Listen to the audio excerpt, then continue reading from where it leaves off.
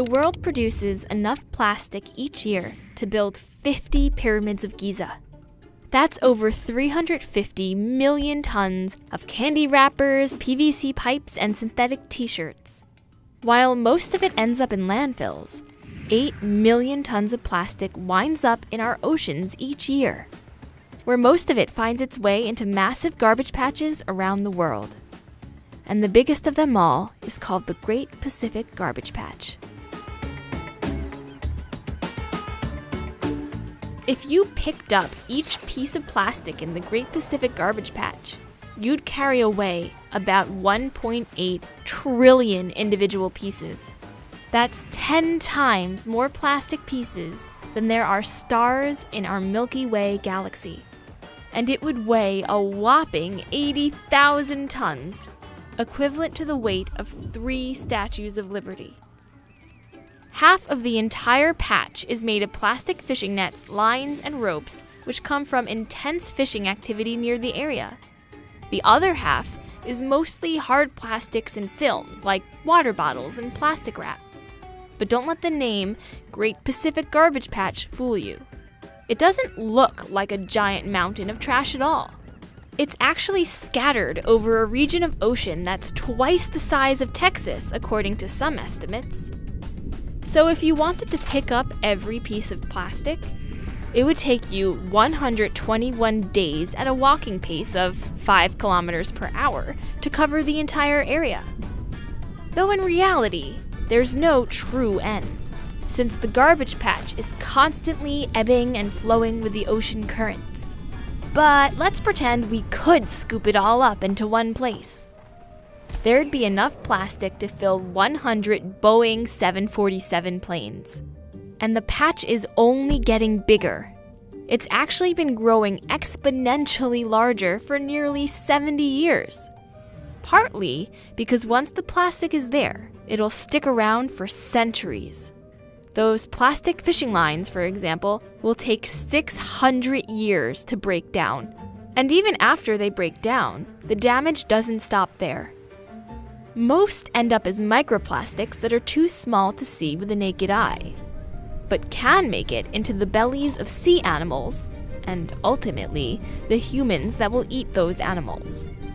Worldwide, researchers have found ingested microplastics in every species of sea turtle, nearly 60% of whale species, and almost 60% of seabirds. Plus, more plastic is pouring into the world's oceans each day. In fact, experts estimate that by the year 2050, the amount of plastic in the oceans will outweigh all the world's fish. When I was 16 years old, I went scuba diving on a family holiday, and I was expecting to see all these beautiful things like you see in the nature documentaries. And then I looked around me and I just saw more plastic bags than fish.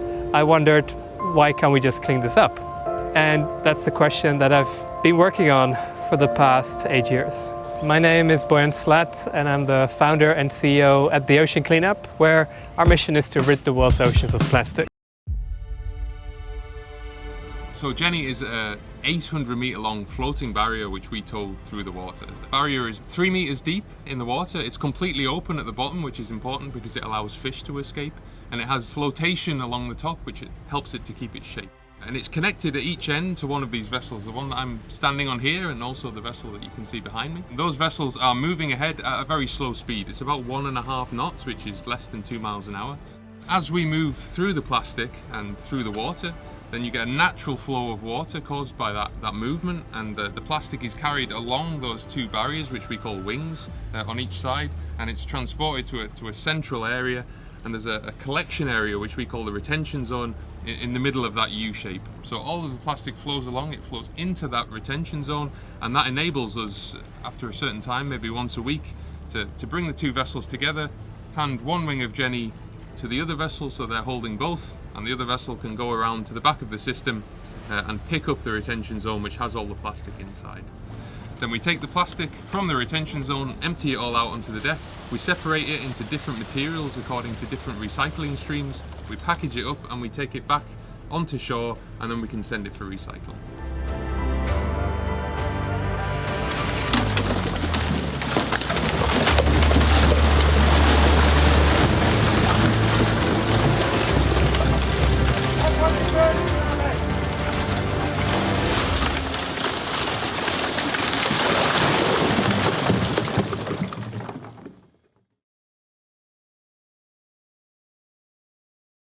full circle.